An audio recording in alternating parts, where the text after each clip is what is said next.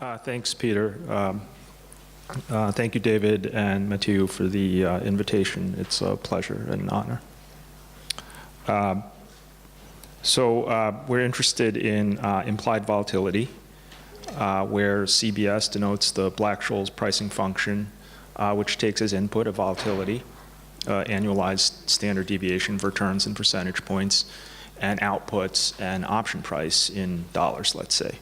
As you know, this relationship is one-to-one, so instead of quoting C in dollars, we can quote the sigma that produces C. And you can do this and use Black-Scholes as a language for quoting option prices, irrespective of whether or not you believe it's empirically valid as a description of market behavior. This is useful because it allows for comparison of option prices across different strikes, different expiries, different observation dates, and different underlyings. It's also useful because it links to some type of forward-looking expectation of some sense of variability of the underlying. And let me just add an observation, which I will give a veneer of authority by calling it a meta-theorem, which is this, that instead of approximating option prices directly, if you were interested in computing some type of approximation to option prices, I claim that it's better to approximate the implied vol and then apply Black-Scholes formula to the implied vol, rather than trying to come up with directly with an approximation for the option prices. And I claim that this is true even though the usual way of computing asymptotic implied vols is as a compound approximation, where you first approximate the option price, and then on top of that you make a second approximation to go from a price approximation into an implied vol approximation. I claim that in spite of that compounding of the approximation, or maybe because of the compounding of the approximation, that it's actually better to do your asymptotics, or at least report your asymptotics, in implied vol space rather than in dollar space. Now, that's not a topic for today, but I mention it only because I think it's a useful fact and a useful feature of implied vols and working with implied vols that's sometimes overlooked. Okay, what we are interested in today is trying to relate the features of the implied vol skew to the underlying distribution. In other words, I'm interested in how does the level of the implied volatility as a function of strike or as a function of log strike, how does that relate to the variance of the log returns on the underlying? How does the slope of the implied vol skew relate to the skewness of the log returns on the underlying? And how does the curvature or convexity of the implied vol function as a function of strike or log strike, how does that relate to the kurtosis of the underlying log returns? All prices here are expressed as forward or futures prices with respect to some fixed expiration, capital T. So there's an underlying stock or stock index S. Lowercase k denotes log of strike over forward. So little k equals 0 is the at-the-money, positive k are the out-of-the-money calls, and negative k are the out-of-the-money puts.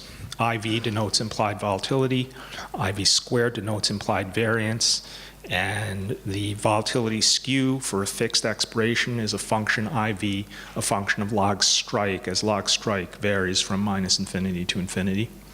And the question for us is, how does implied vol relate to the risk-neutral distribution of S, or more precisely, the risk-neutral distribution of its return, log ST over S0.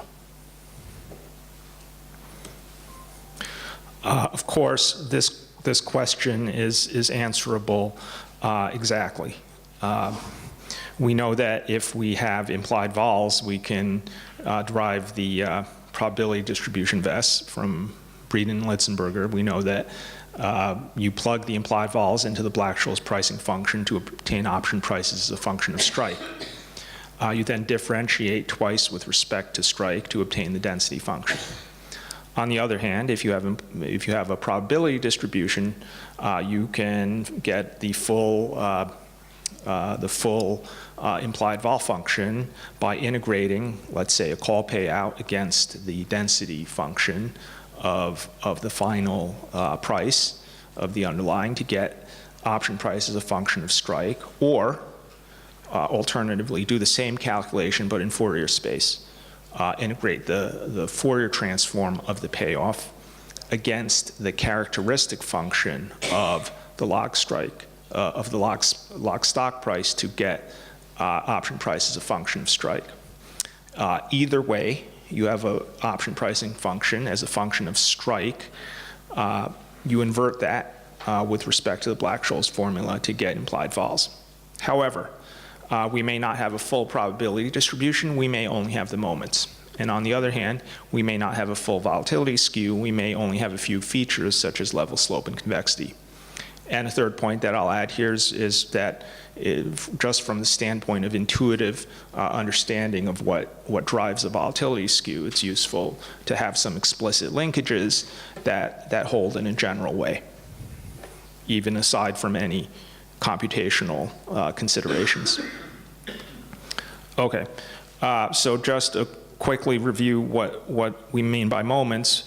For a random variable x, the nth moment is the expectation of the nth power of the random variable. For example, if n equals 1, then you have the first moment, which is the mean. The nth central moment is the nth moment of the centered random variable where you've subtracted the mean. For example, the second central moment is the variance, and its square root is the standard deviation, which we will denote STD. The nth standardized moment is the nth moment of the centered and normalized variable. So subtract its mean, divide by its standard deviation, so it has mean 0 and variance 1. Then take its third moment, that's called the skewness, or take its fourth moment, and that's called its kurtosis. The cumulants are related to the moments. For a random variable that has a finite moment generating function near 0, so that's the expectation of the exponential of z times x, where z is in some domain that includes 0. The nth cumulant is the nth derivative of the log of the moment generating function evaluated at 0.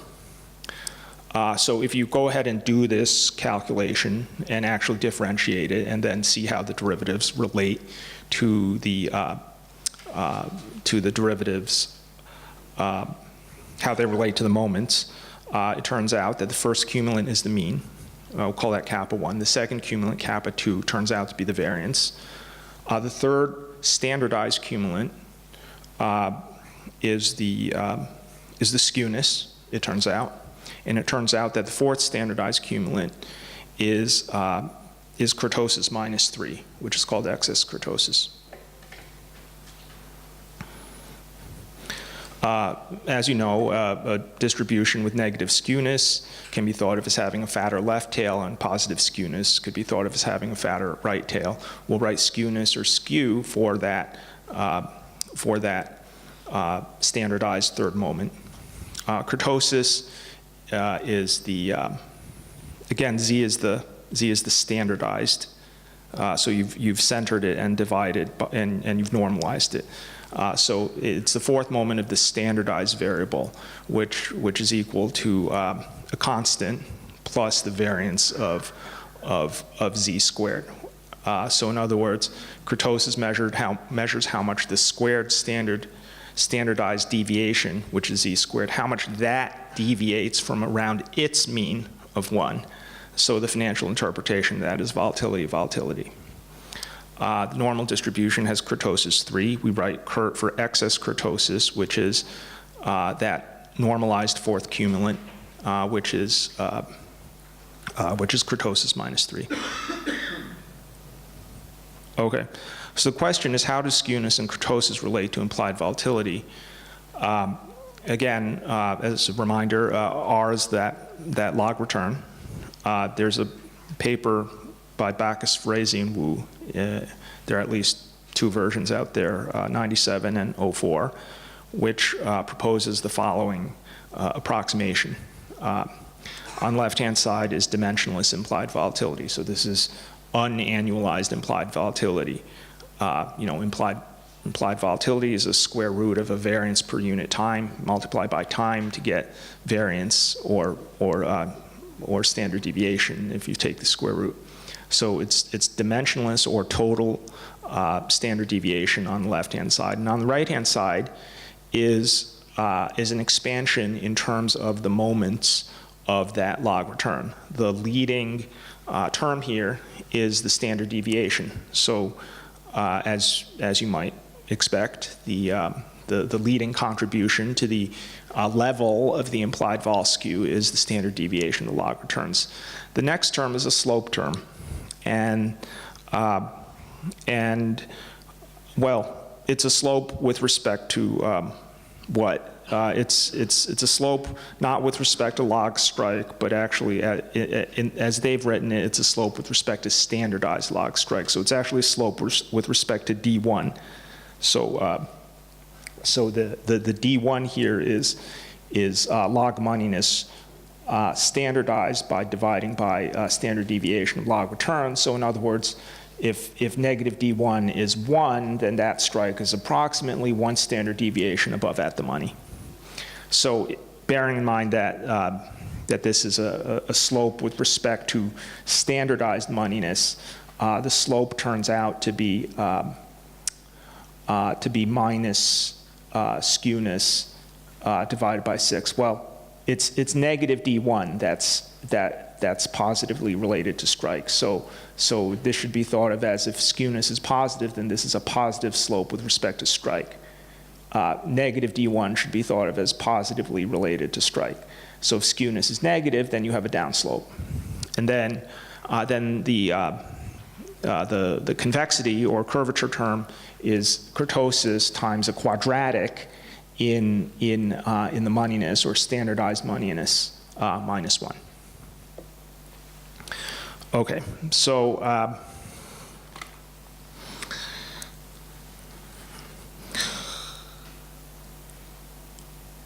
so that's the type of expansion that I'm interested in.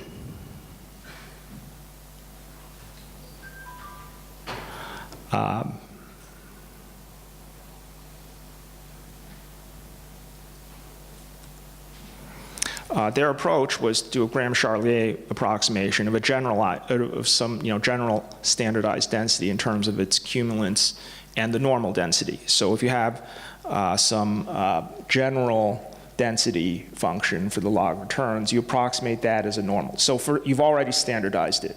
So it already has mean 0 and variance 1. Then phi is the standard normal density. You approximate it to leading order as a normal distribution. But then you have these correction terms involving the third derivative of the normal density and the fourth derivative of the normal density. And these coefficients are chosen in such a way that this approximate density, if you pretend that this is the real density and you go ahead and calculate a moment generating function using this approximate density, and you then derive the cumulants, or if you directly calculate the cumulants by integrating this density against powers of x, then what you get is that the skewness of this thing will be what you want it to be, and you'll get that the kurtosis of this thing will be what you want it to be. So somehow it's an approximation, it's a near normal approximation that tries to match the skewness and kurtosis of the log returns that you're trying to model. You then price the options using that approximate density and convert to implied vols. But the problem here is that there's no error control. and this is in fact one of the complaints about the Graham-Charlier approximation, is that it's not a true asymptotic expansion and there is no control on the error. So it's inherent in the expansion that there's no error estimates here. What we want to do is, well, it's the same idea. It's the same idea, but just let's specify an asymptotic regime. We'll prove rigorous big O type error estimates, obtain refined results, and try to provide some intuition as well.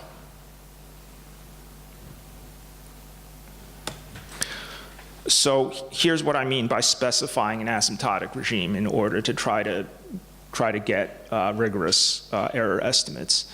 So the assumption here is that what I called this R before. This is still R. It's log return, and we assume that it has a characteristic function given by exponential of g. Now g is just the characteristic exponent of a Gaussian with of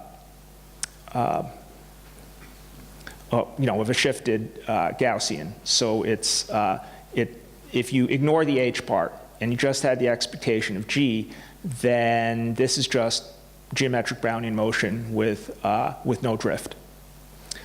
By adding this other term h to it, you're perturbing that Gaussian by another function parameterized by epsilon. So this h specifically is ignore this. This is just a drift correction to make sure that everything's a martingale in the end. The important part is this, where h, capital H, is the log of the characteristic function, and therefore L is the cumulant generating function of any random variable subject to some integrability conditions. It has to have a first moment, it has to have a negative moment. Okay. Aside from that, there are no restrictions on what random variable you're adding to the Gaussian. Now, you are adding it to the characteristic exponent. In other words, you are multiplying the characteristic function of this extra random variable. You are multiplying it times the Gaussian. So in some sense, what you're doing is taking a Gaussian random variable for the log returns and then adding an independent random variable. So you can think of it in that sense.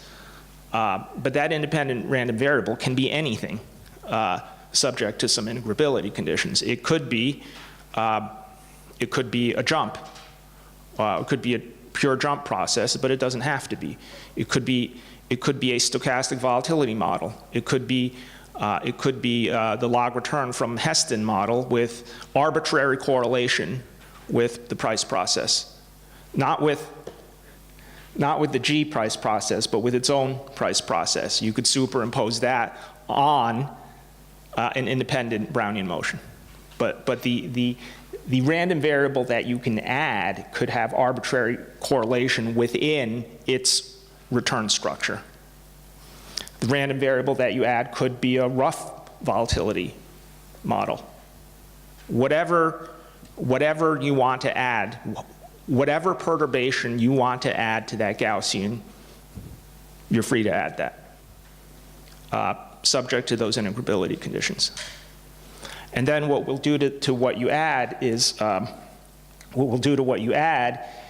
to scale inside the characteristic function, scale that by epsilon.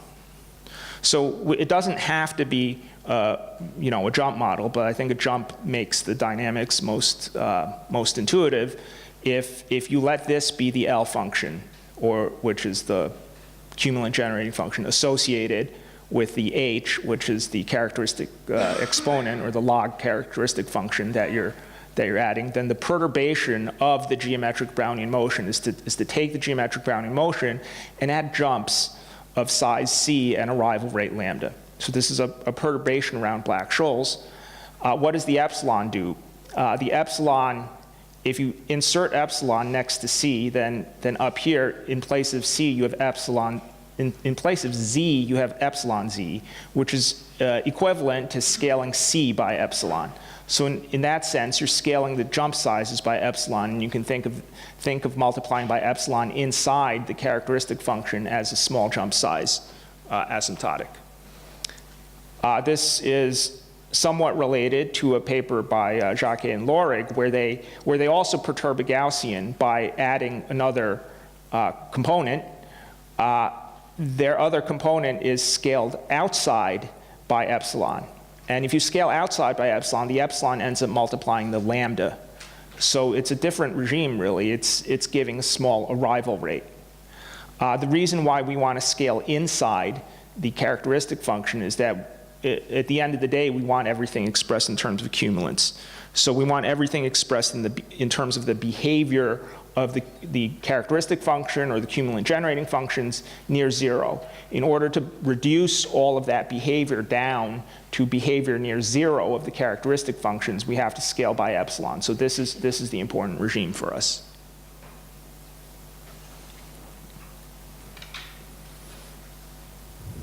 Okay. Having said why it's not so important for us to scale outside by epsilon, but rather inside, having said that, I'm going to now scale outside by epsilon as well. The reason is that putting an epsilon outside simplifies the results. We can get results using only epsilon inside, but adding epsilon outside simplifies things. It's helpful because when you convert to implied vols, then you only need to, for the first few terms, you only need to worry about vegas. If you don't scale outside, then you also need to worry about volgas when you convert to implied vols. So just to simplify things, we will multiply outside by epsilon as well, but that's not necessary for the methodology to work. It just simplifies the conversion from prices into vols.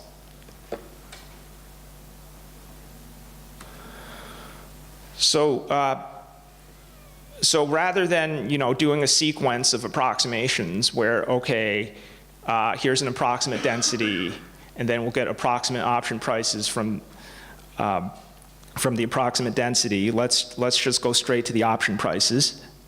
We'll go straight to the option prices from the Carr-Madan-Lewis representation of an option price, not as payout integrated against density, but rather as the transform of the payout integrated against the characteristic function of the log returns, or characteristic function of the density. So it's really a Parseval or Plancherel relationship that you can take that product in Fourier space rather than in price space.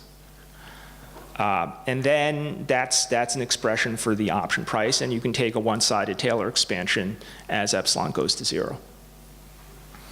The epsilon derivatives of f at epsilon equals zero are, well, they turn out to be Gaussian times polynomial in z. And the coefficients of that polynomial depend on the cumulants. So if you take the first few derivatives, you have the cumulants here, you have a polynomial in z, and you end up integrating a polynomial in z times a Gaussian. That's computable in closed form. So the resulting integrals are explicit and give the perturbations of price around the Black-Scholes formula. Implied volatility to the leading order that we care about, to the leading few terms, is also a perturbation around sigma, where the leading corrections are given by the price perturbations divided by vega. And now, this is an expansion with respect to epsilon, where epsilon is governing the impact of the additional variable that you're adding on top of the geometric Brownian motion. But to get where we want to go, we have to convert from epsilons back into the cumulants. and that can be done. So the result is here. The first result is a skewness formula for implied volatility. It's actually in agreement with the Backus-Frazee-Wu expansion, except it's in agreement on the slope here. The slope with respect to log strike is also skewness divided by 6. But the level actually disagrees at this level, at this order. The level is not just standard deviation. It's actually, they have negative of standard deviation over 2. That comes from their D1 parameterization. Here we have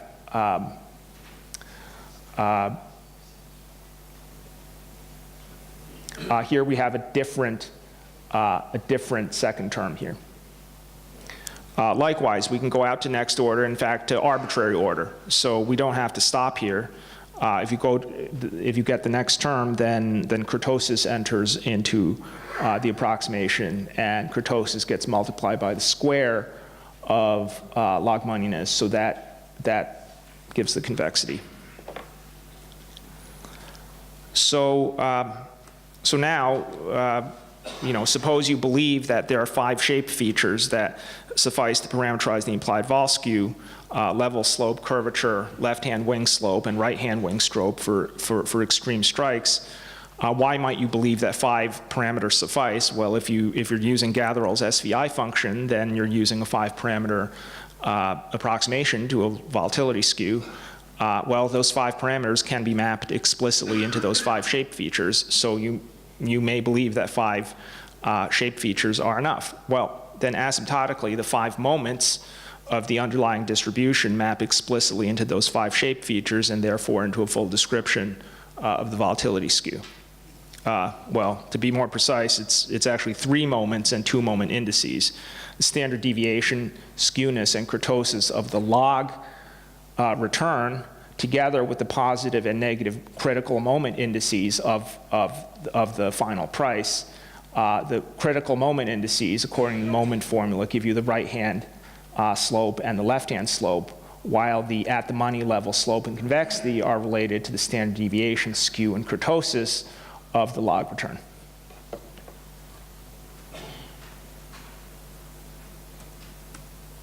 Okay, to take a numerical example, here's geometric Brownian motion plus 1 jump size of down 20%, jump arrival rate of 1 per year. The diffusive part of the dynamic has a 20% annual vol, expiration 1 year. The horizontal axis is K. It's log strike. Vertical axis is implied vol. The BFW approximation is in the red. The exact vol skew generated by that model is in black, and the correction which uses, again, the same skewness over 6 slope, but makes a correction to the level term, seems to more accurately approximate the implied vols in that model. So I'm going to have to skip the intuition part of this and go to the conclusions. Implied vols implied vols geometric features are linked to the cumulants. Revisiting Backus-Frazee-Wu carefully produces refinements in the near Gaussian regime. Those corrections appear to improve numerical performance, and the intuition is that this is by an order 3 Taylor approximation. I'll stop there.